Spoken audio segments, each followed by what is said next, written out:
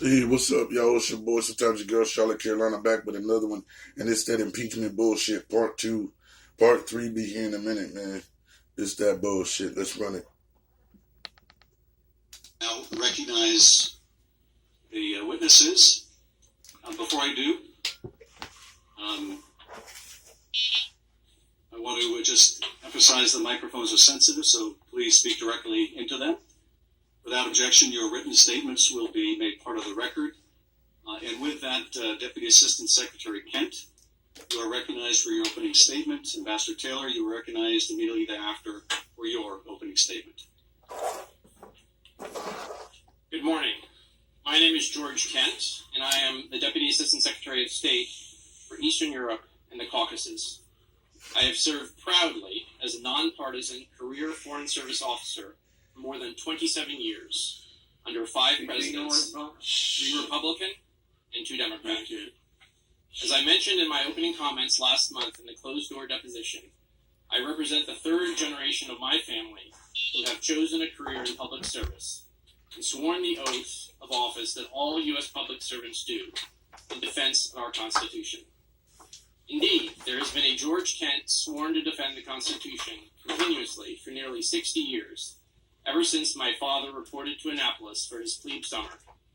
After graduating first in his Naval Academy class in 1965, a year best known for his Heisman-winning classmate Roger Staubach, my father served a full, honorable 30 years, including as a captain of a nuclear ballistic missile submarine during the height of the Cold War.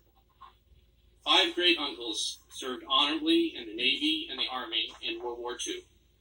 In particular, Tom Taggart was stationed in the Philippines at the time of the attack on Pearl Harbor. He survived the brutal Bataan Death March and 3.5 years in the Japanese prisoner of war camp unbroken. He returned to service as an Air Force judge advocate, upholding the rule of law until his death in 1965.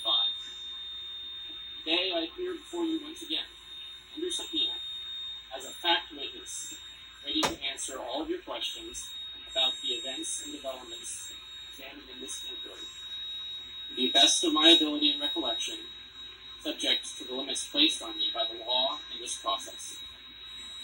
I will begin with some opening comments on the key principles at the heart of what brings me before you today. To wit, principled public service in pursuit of our enduring national interests and the place of Ukraine in our national and security interests. For the past 5 years, we have focused our united efforts across the Atlantic to support Ukraine in its fight for the cause of freedom and the rebirth of a country free from Russian dominion and the warped legacy of Soviet institutions and post-Soviet behavior. As I stated in my closed-door deposition last month, you don't step into the public arena of international diplomacy in active pursuit of principled U.S. interests without expecting vigorous pushback, including personal attacks. Such attacks came from the Russians, their proxies, and corrupt Ukrainians.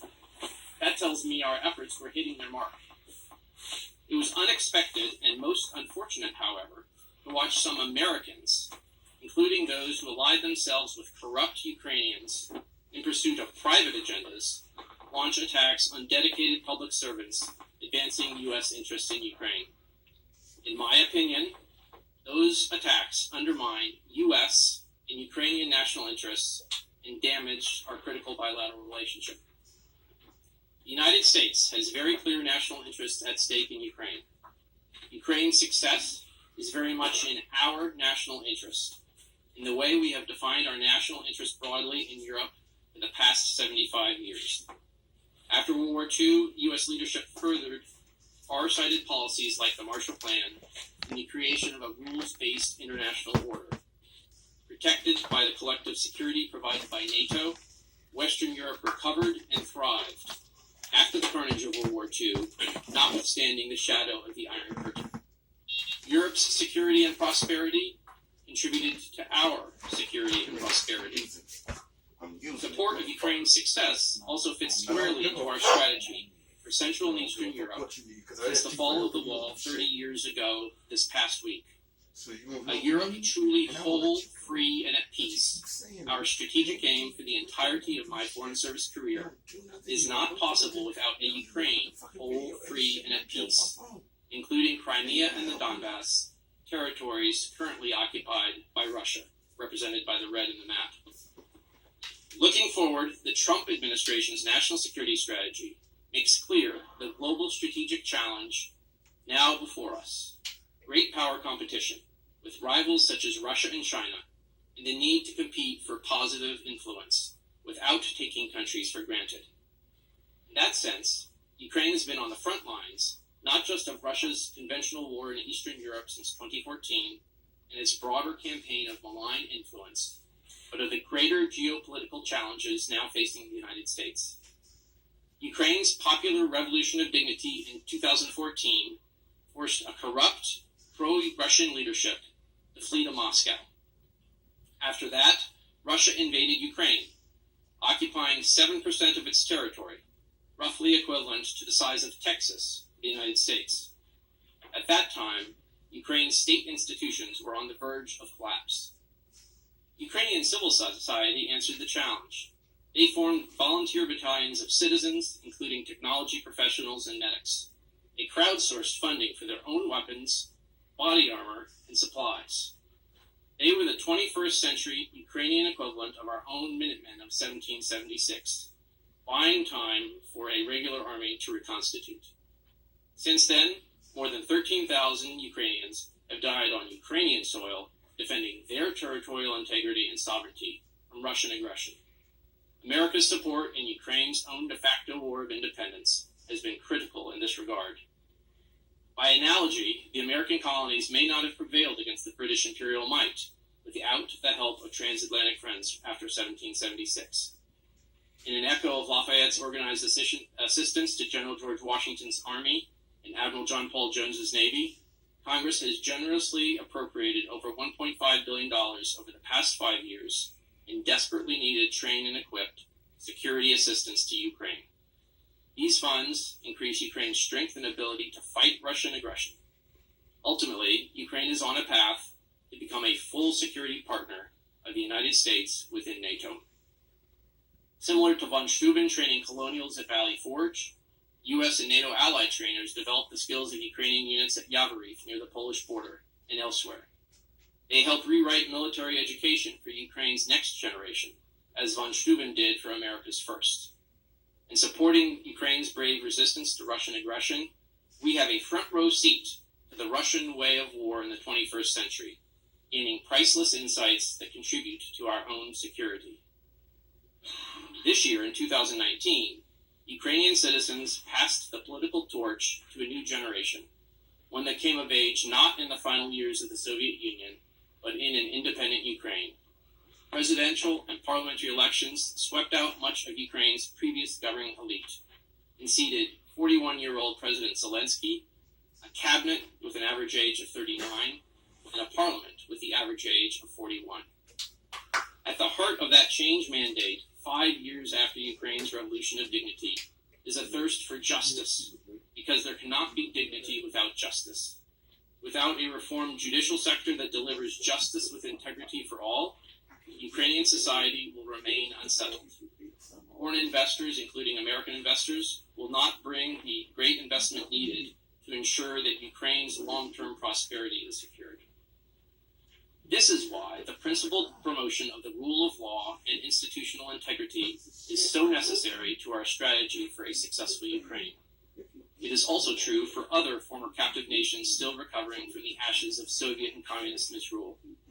It is why acting inconsistently with the core principle of the rule of law comes at great peril. I am grateful to all of the members of Congress and staffers, including many of you sitting here today, who have traveled to Ukraine over the past 5 years and appropriated billions of dollars of assistance in support of our primary policy goals.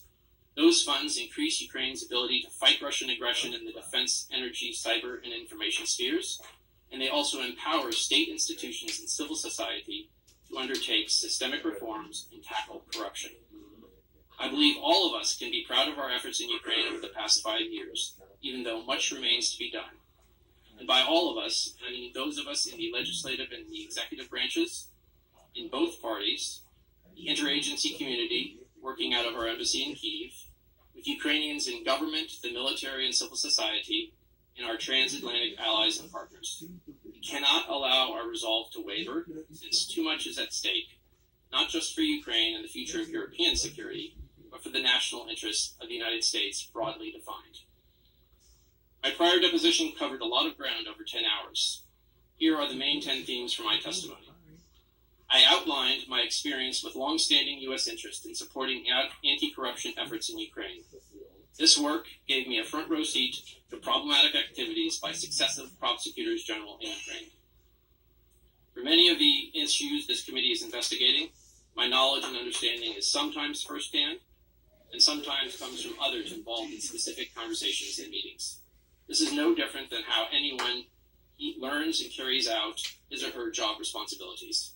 I have been and remain willing to share my factual observations with the committee and will make clear when those are based on personal knowledge or from information gleaned from others.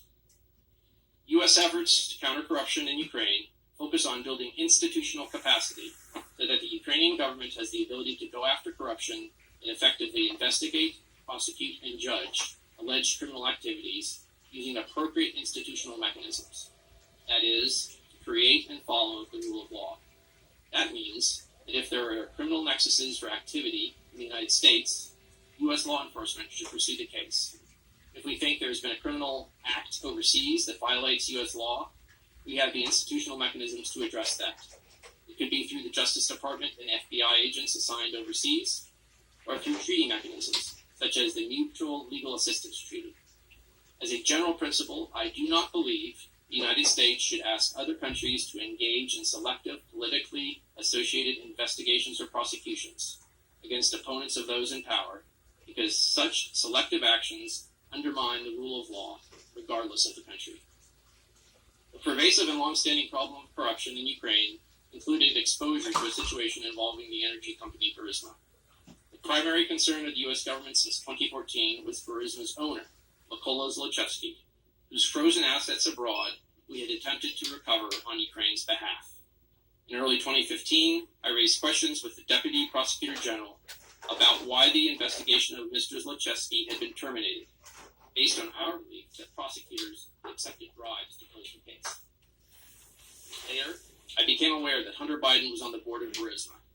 Soon after that, in a briefing call with the National Security Staff of the Office of the Vice President in February of 2015, I raised my concern that Hunter Biden's status as a board member would create the perception of a conflict of interest. Let me be clear, however, I did not witness any effort by any U.S. official to shield Burisma from scrutiny. In fact, I and other U.S. officials consistently advocated reinstituting a scuttled investigation of Zlochevsky, Burisma's founder, as well as holding the corrupt prosecutors who closed the case to account. Over the course of 2018 and 2019, I became increasingly aware of an effort by Rudy Giuliani and others, including his associates Lev Parnas and Igor Fruman, to run a campaign to smear Ambassador Yovanovitch and other officials at the U.S. Embassy in Kyiv. The chief agitators on the Ukrainian side of this effort were some of those same corrupt former prosecutors I had encountered, particularly Yuri Lutsenko and Viktor Shokin. They were now peddling false information in order to extract revenge against those who had exposed their misconduct, including U.S. diplomats, Ukrainian anti-corruption officials, and reform-minded civil society groups in Ukraine. During the late spring and summer of 2019, I became alarmed as those efforts bore fruit. They led to the ouster of Ambassador Yovanovitch and hampered U.S. efforts to establish rapport with the new Zelensky administration in Ukraine. In mid-August, it became clear to me that Giuliani's efforts to gin up politically motivated investigations were now infecting U.S. engagement with Ukraine, leveraging President Zelensky's desire for a White House meeting. There are and always have been conditionality placed on our sovereign loan guarantees for Ukraine. Conditions include anti-corruption reforms, as well as meeting larger stability goals and social safety nets. The International Monetary Fund does the same thing. Congress and the executive branch work together to put conditionality on some security assistance in the Ukraine Security Assistance Initiative. Regarding my testimony today, I will do my best to answer your questions that will involve issues, conversations, and documents that span a number of years. I may be limited by three considerations. First, the State Department has collected all materials in response to the September 27th subpoena that may contain facts relevant to my testimony.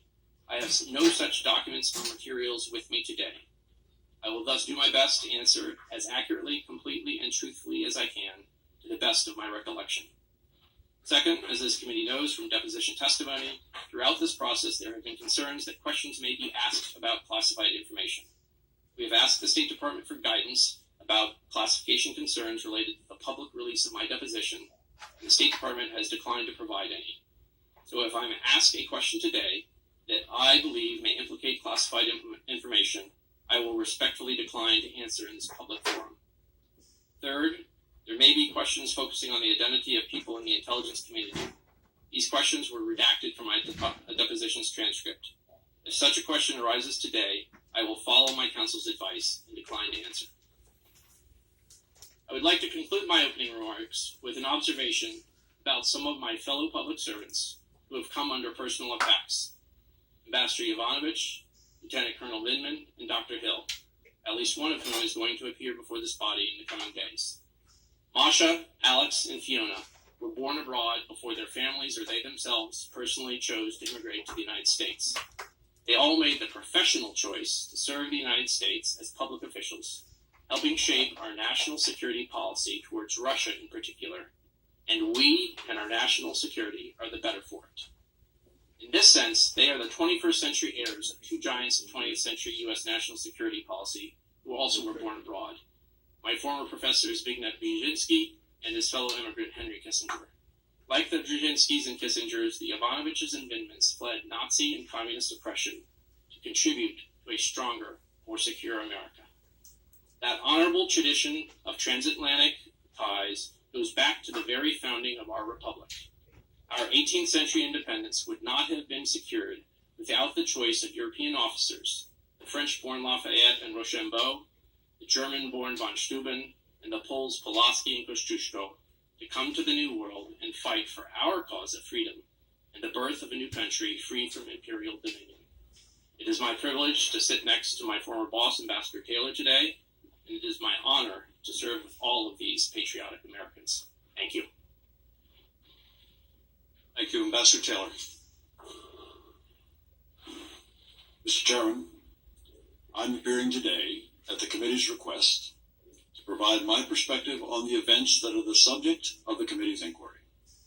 I want to emphasize at the outset that while I am aware that the committee has requested my testimony as part of impeachment proceedings, I am not here to take one side or the other, or to advocate for any particular outcome of these proceedings. My sole purpose is to provide facts as I know them about the incidents in question, as well as my views about the strategic importance of Ukraine to the United States. By way of background, it has been a privilege for me to serve our country and the American people for more than 50 years, starting as a cadet at West Point, as you have mentioned, Mr. Chairman, then as an infantry officer for 6 years, including with the 101st Airborne Division in Vietnam, then at the Department of Energy, then as a member of a Senate staff, then at NATO, then with the State Department here and abroad in Afghanistan, Iraq, Jerusalem, and Ukraine. I retired from the State Department in 2009 to join the United States Institute of Peace. I'm neither a career member of the Foreign Service nor of the Civil Service. I'm nonpartisan and have been appointed to my positions by every president from President Reagan to President Trump. Let me summarize my main points. First, Ukraine is a strategic partner of the United States, important for the security of our country, as well as Europe. Ukraine is on the front line in the conflict with the newly aggressive Russia. Second, even as we sit here today, the Russians are attacking Ukrainian soldiers in their own country and have been for the last 4 years. I saw this on the front line last week. The day I was there, a Ukrainian soldier was killed and 4 were wounded. Third, the security assistance we provide is crucial to Ukraine's defense and to the protection of the soldiers I met on the front line last week. It demonstrates to Ukrainians and Russians that we are Ukraine's reliable strategic partner. It is clearly in our national interest to deter further Russian aggression. And finally, as the committee is aware, I wrote that withholding security assistance in exchange for help with a domestic political campaign in the United States would be crazy. I believed that then, and I believe it now. Let me tell you why. On May 28th of this year, I met with Secretary of State Mike Pompeo, who asked me to rejoin the State Department and return to Kyiv to lead our embassy in Ukraine. It was and is a critical time for U.S.-Ukraine relations. I had served as ambassador to Ukraine from 2006 to 2009, having been nominated by George W. Bush, and in the intervening 10 years had stayed engaged with Ukraine. Across the responsibilities I have had in public service, Ukraine is the highlight. And so, Secretary Pompeo's offer to return as chief of mission was compelling. Since I left Ukraine in 2009, the country had continued to turn toward the West. But in 2013, Vladimir Putin was so threatened by the prospect of Ukraine joining the European Union that he tried to bribe the Ukrainian president. This triggered mass protests in the winter of 2013 that drove that president to flee to Russia in February 2014, but not before his forces killed 100 Ukrainian protesters in central Kyiv. Days later, Mr. Putin invaded Crimea, holding a sham referendum at the point of Russian army rifles. The Russians absurdly claimed that 97% voted to join Russia. In early April, Putin sent his army and security forces into southeastern Ukraine to generate illegal armed formations and puppet governments in what we know as Donbass. You can see this on the map in the right-hand portion, in the eastern portion of the country. 14,000 Ukrainians have died in the war in Donbass, and more die each week. In July 2014, these Russian-led forces in Donbass shot down a civilian airliner en route from Amsterdam to Malaysia, killing all 298 people on board. We, the Europeans, and most of the West imposed economic sanctions and kicked the Russians out of the G8. Beginning in 2014, we and NATO began to provide military assistance to Ukraine's armed forces in the form of training, advice, military equipment, and weapons. It is this security assistance that is at the heart of the controversy that we are discussing today. The pro-Russian president, who was run out of Kyiv in 2014, had let the Russian armed forces deteriorate to the point of ruin.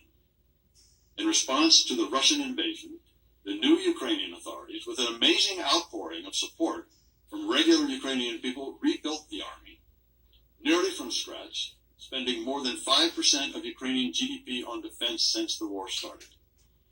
The whole Ukrainian nation fiercely responded to the Russian attack. The nation united like never before. A ragtag army developed into a strong fighting force, and the United States played a vital role. Since 2014, you and Congress have provided over $1.6 billion in military assistance to Ukraine. The security assistance provides small unit training at an army base near Lviv, in the west of the country. It provides ambulances, night vision devices, communications equipment, counter-battery radar, Navy ships, and finally, weapons. The security assistance demonstrates our commitment to resist aggression and defend freedom.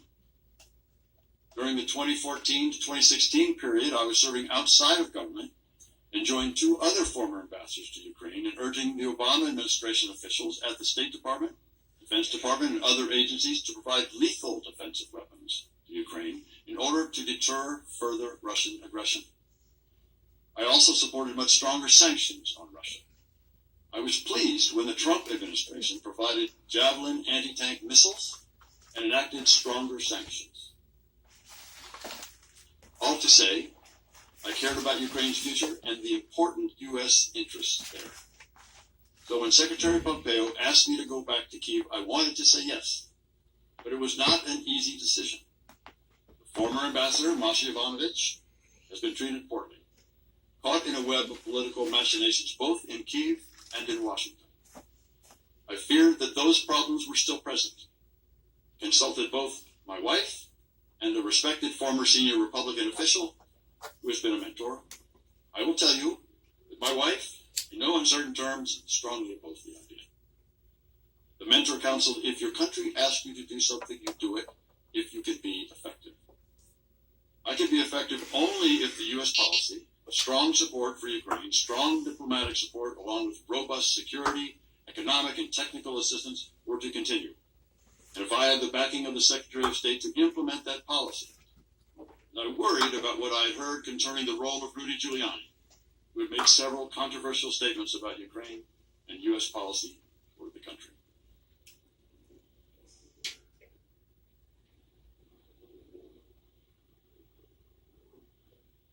During my meeting with Secretary Pompeo on May 28th, I made clear to him and the others present that if U.S. policy toward Ukraine changed, he would not want me posted there, and I could not stay. He assured me that the policy of strong support for Ukraine would continue, and that he would support me in defending that policy. With that understanding, I agreed to go back to Kyiv, because I was appointed by the Secretary but not reconfirmed by the Senate. My official position was chargé d'affaires ad interim. In effect, I was the acting ambassador to Ukraine. I returned to Kyiv on June 17th, carrying the original copy of a letter President Trump signed the day after I met with the Secretary. In that letter, President Trump congratulated President Zelensky on his election victory and invited him to a meeting in the Oval Office. Once I arrived in Kyiv, I discovered a weird combination of encouraging, confusing, and ultimately alarming circumstances. Firstly, encouraging. President Zelensky was reforming Ukraine in a hurry. He appointed reformist ministers and supported long-stalled anti-corruption legislation. He took quick executive action, including opening Ukraine's high anti-corruption court. With a new parliamentary majority stemming from snap elections, President Zelensky changed the Ukrainian constitution to remove absolute immunity from Rada deputies, the source of raw corruption for 2 decades. The excitement in Kyiv was palpable. This time could be different, a new Ukraine finally breaking from its corrupt post-Soviet past. And yet, I found a confusing and unusual arrangement for making U.S. policy toward Ukraine. There appeared to be 2 channels of U.S. policy making and implementation, one regular and one highly irregular.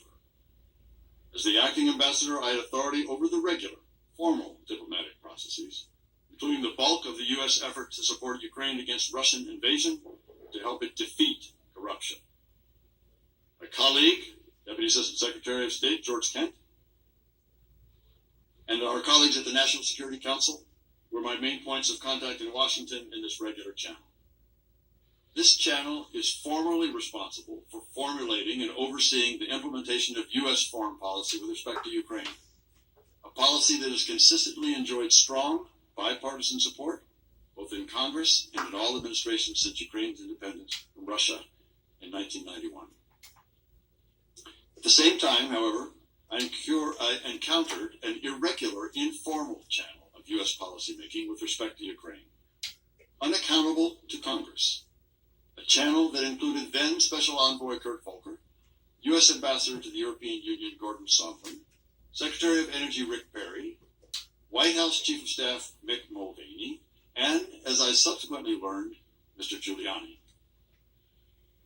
I was clearly in the regular channel, but I was also in the irregular one to the extent that Ambassadors Volker and Sondland included me in certain conversations. Although this irregular channel was well connected in Washington, it operated mostly outside of official State Department channels. The irregular channel began when Ambassador Volker, Ambassador Sondland, Secretary Perry, and Senator Ron Johnson briefed President Trump on May 23rd upon their return from President Zelensky's inauguration. The delegation was as enthusiastic as I would soon become about the new Ukrainian president and urged President Trump to meet with him early on to cement the U.S.-Ukraine relationship. But from what I understood from the participants, President Trump did not share their enthusiasm for a meeting with President Zelensky. When I arrived in Kyiv, the actions of both the regular and the irregular channels of foreign policy appeared to serve the same goal, a strong U.S.-Ukraine partnership. But it became clear to me by August that the channels had diverged in their objectives, As this occurred, I became increasingly concerned. In late June, both channels were trying to facilitate a visit by President Zelensky to the White House for a meeting with President Trump, which President Trump had promised in his congratulatory letter of May 29th. Ukrainians were clearly eager for the meeting to happen.